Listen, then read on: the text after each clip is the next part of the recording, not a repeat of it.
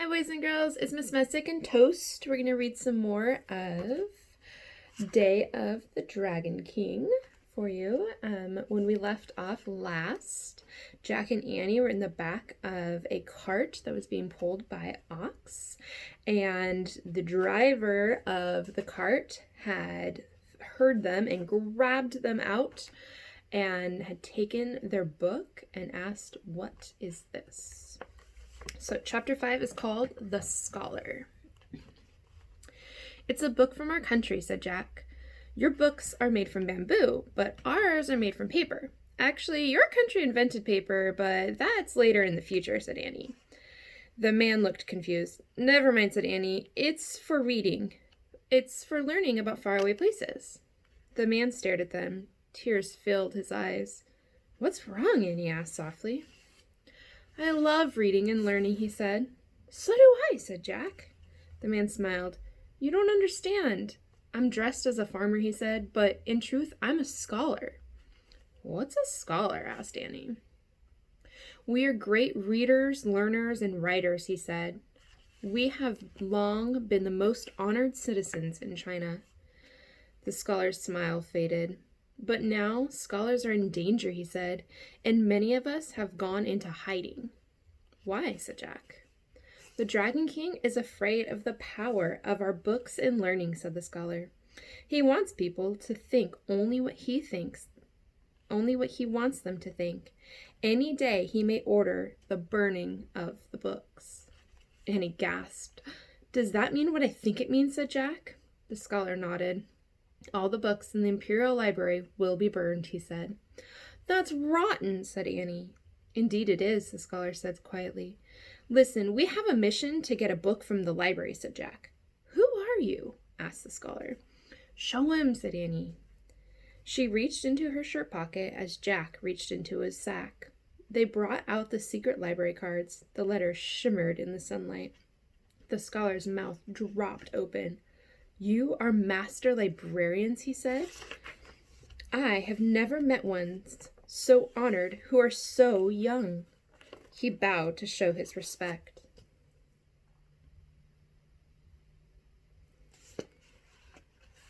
"Thank you," said Jack and Annie. They bowed back. "How can I help you?" asked the scholar. "We need to go to the Imperial Library and find this book," said Jack. He held out Morgan's bamboo strip to the scholar. "We will go to the Imperial Library," said the scholar. "As for the story, I know it well.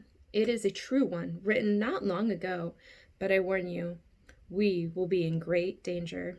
"We know," said Annie. The scholar smiled.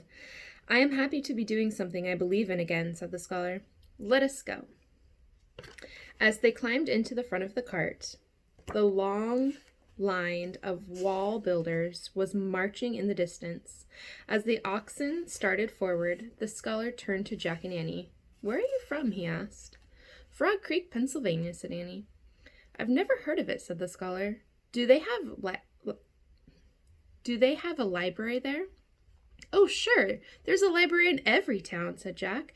"In fact, there are probably thousands of libraries in our country." "And millions of books," said Annie, "and no one burns them." "Right," said Jack. "Everyone gets to go to school to learn to read them." The scholar stared at him and shook his head. "It sounds like paradise," he said.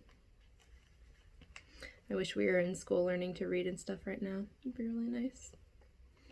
That's okay, I'm still going to read to you guys. Chapter 6, The Dragon King. The oxen cart bumped across the wooden bridge that crossed over the moat. Then it passed guards standing by giant wooden gates. "Are the gates ever closed?" Jack asked. "Oh, yes, every day at sunset," said the scholar. "When the gong sounds, the gates close. The bridge comes up, and the city is sealed shut for the night." "I guess visitors have to leave before that happens," Annie said, "or they'll be stuck here for the whole night, right?" "Yes," said the scholar. The cart bumped between the city gates. Rows of small houses were bunched together on either side of the street.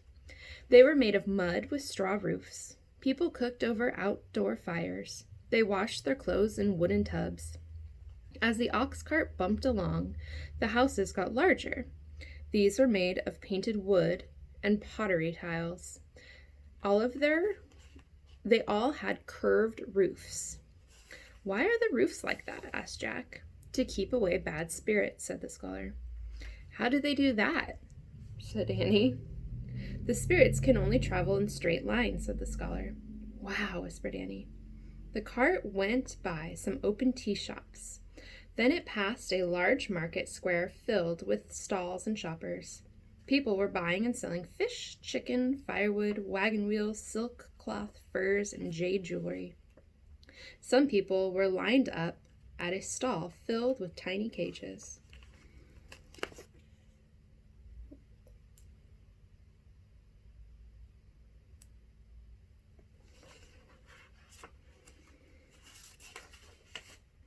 What's for sale there? Said Annie. Crickets, said the scholar.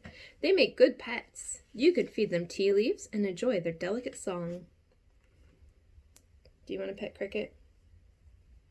You just eat it.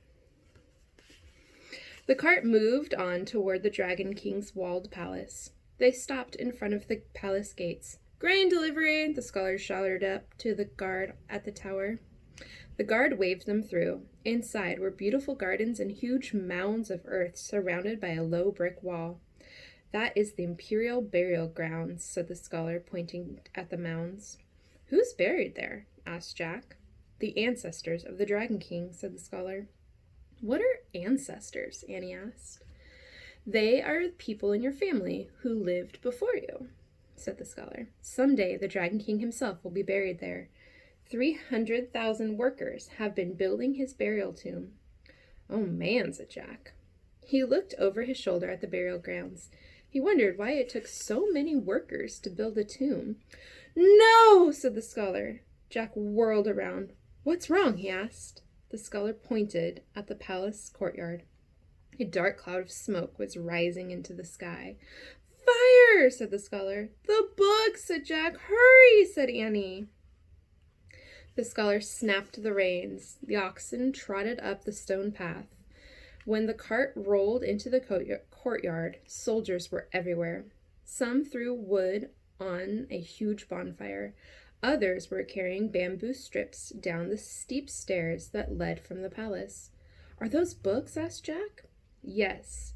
The strips are tied together into different bundles, moaned the scholar. Each bundle is a book. Look, said Annie, pointing to the palace entrance. Stepping outside was a man in a rich, flowing robe and a tall hat. Jack knew him at once. The Dragon King. Oh, you want to keep reading, don't you? You do. We'll stop there. Chapter 7 is called The Burning of the Books. Bye, guys.